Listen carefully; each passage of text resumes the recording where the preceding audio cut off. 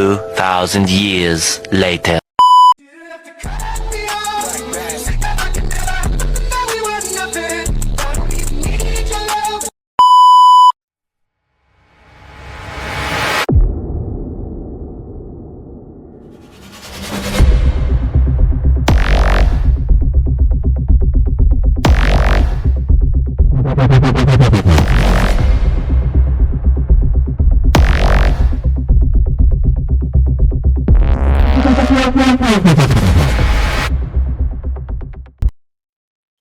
Hello everyone, I'm Yakhin.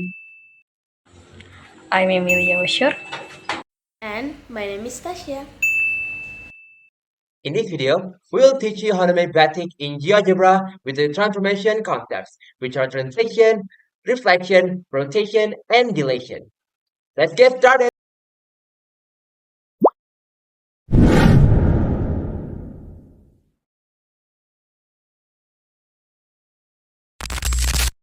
Open your Geogebra and go to the Tools menu.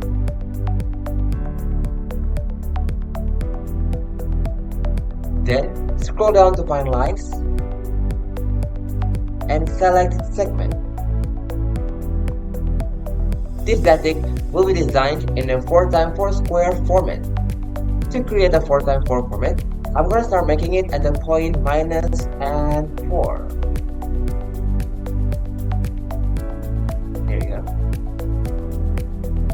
From there, move 4 units to the right to reach 0.4. Then, move 4 units down to reach 0.0. Then, 4 units to the left to minus 4.0.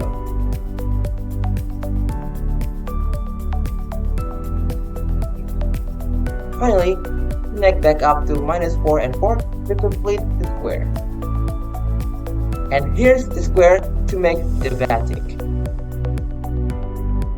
The batik design we will create will resemble this picture. Now that we finally have a square for the batik, let's start making it. Scroll down to find circle and select semicircles. Click the A point to connect the semicircle to D. Do the same from D to C, C to B, and B to A. As you can see, it creates a flower pattern with 4 petals, which is the design of the batik. However, it is not finished yet, as we need to add a small flower pattern similar to the design we followed. To create the small flowers, we will position them on the left, right, top, and bottom of the batik. Shrink your screen until you can see a 2x2 grid that defined by the batik grid lines. So here's the 2x2 grid.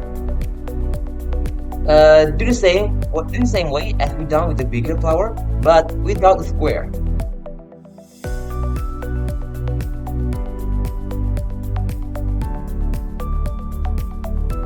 Sorry.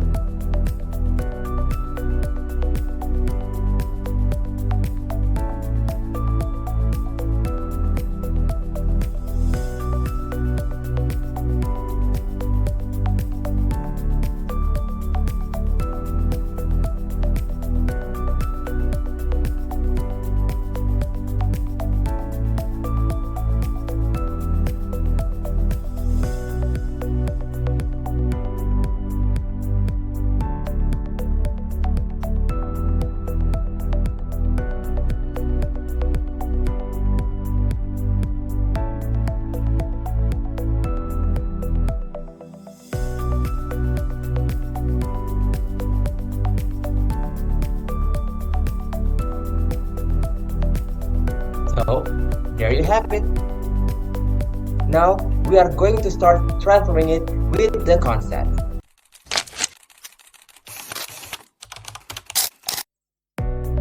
Now our will show you how to make the translation of the batik pattern, but before that, we need to make the batik pattern looking beautiful by coloring and delete the names for each point. First, click the select objects, then block all of the batik pattern, then click the icon of 3 points, click settings, and activate the show label. But also click the color and choose the best color, whatever you want. But in the real batik, the real picture of batik, it used brown color. So in here, we use brown, like this. Okay, and now the batik's looking more beautiful. Now we go back to the step of batik translation. First, click the select objects, then block all of the batik pattern, then go straight to the transform, and then click translate by vector. Second, since we want to make the result of the batik translation on the left of the real batik's pattern, so we would click on the point A in here. Before that, in here is the point A. Click that and then move the arrow as many units as the batik pattern. In here we have 4 times 4 units of the batik pattern, so we need to move the arrow to the 4 units in here. Then click this and this. Finally, the translation of the batik pattern are done. Now we're gonna move to the next, which is rotation. So guys, in this time, I'm gonna show you how I make the rotation of our batik using Geogebra as a tools. So after my friends make the translation, I'm gonna make the rotation. So this is the pattern. I show you the pattern that I will use, but before we make the rotation, we must know how to make it. First thing first, you go straight to transform and tools, and then search, click more, and then search about this one, rotated on point. After that, you block all of the pattern that you make. Block, wait, I'm gonna show you. Block all of this, and then click rotated, and then click one of the point, maybe in here, and then this time we're gonna use 3 rotated point or 3 angle. First is 45 with counterclockwise, and then 90 with clockwise, and then 100 with clockwise also. So first of all, we make the 90, and then we must click clockwise and then click OK. So it's gonna look like this. And then after that, we block all of this again, and then click rotated on point, and then click one of that, and then click 180 with clockwise, and then click OK. Okay, so it's gonna look like this. After that, if it didn't like the pattern is not what you want, you can reload it, use this. And then in this time we're gonna use 45 with counterclockwise, but as you can see, there is some point that I make, so I'm going to show you how I make this, so the position will in the right position or what I want. So first you go straight to the basic tools, and then click coin, and then click what you want, like maybe you want to put this, or maybe in this position, and then you block again, and then click rotate around point, and then click this one with 45 and counterclockwise. So we go click OK. And as you can see, it didn't like the pattern is not what you want. I want the position is not like this. I also do like counterclockwise or in a clockwise, with the position that I want. I click the arrows point like this one, this, but it did it in the right position. So in this time, I just use 90 and 180. So I'm going to show you what it did it in the right position. We block all of this again, and then first we click rotated around the point, and then click one of the circle, and then click 2500 with counterclockwise. Click OK. As you can see, it didn't, like, the position is not what you want. It's not symmetric.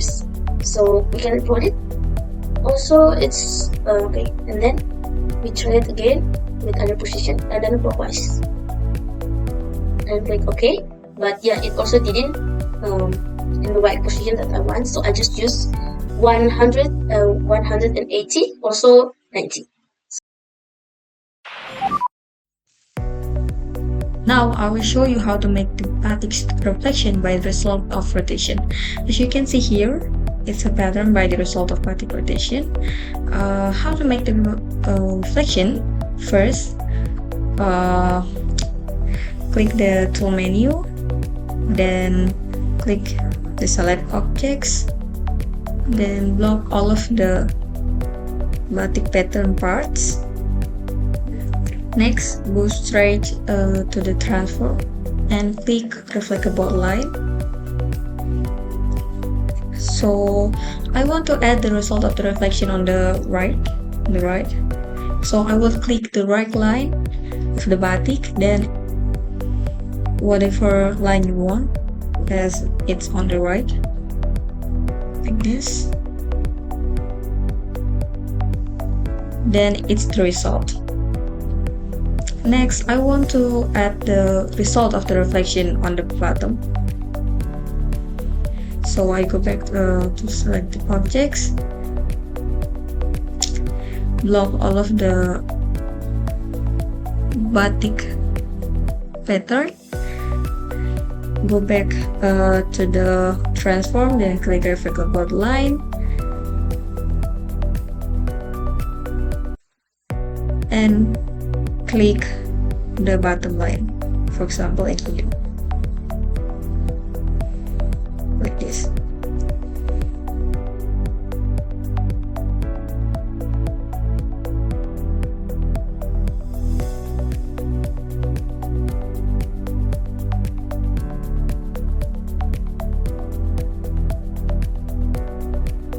So here's the result of batik reflection from the batik rotation.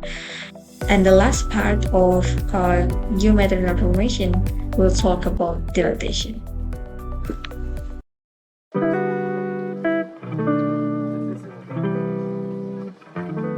And finally, we can also apply dilation to modify the size of certain patterns while keeping their original shape.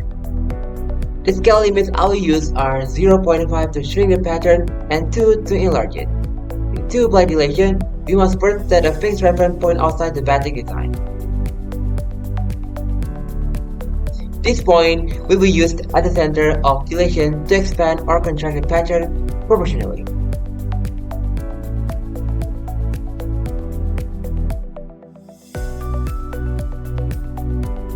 I'm gonna start with a 0.5 scale to shrink the batik design.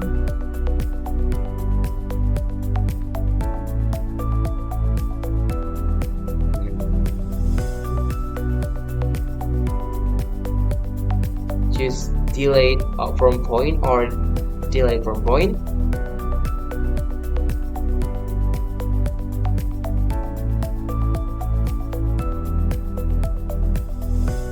And I'm just gonna click the point in this area with the 0.5 scale.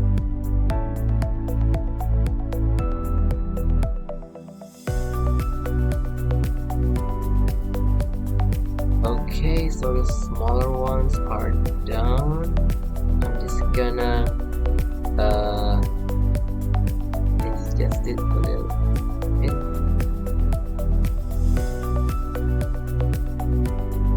Oh, hold on, I forgot to okay.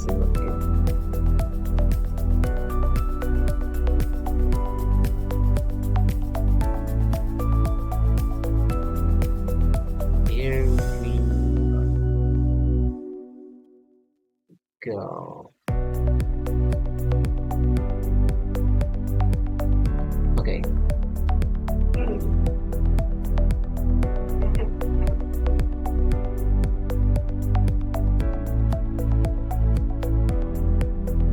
this is the smaller design.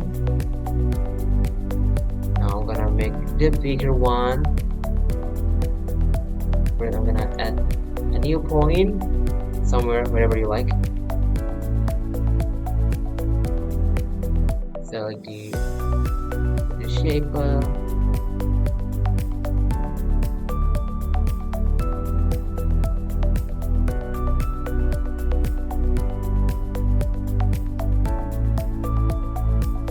Alright, and I'm gonna put it in this point T29 with a scale of 2, which make them bigger. Okay, so the bigger one's already done. So as you can see, I'm just gonna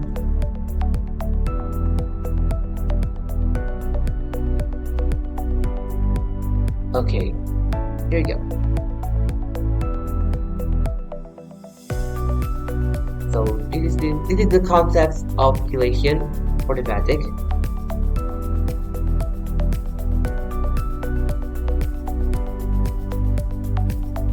Oh,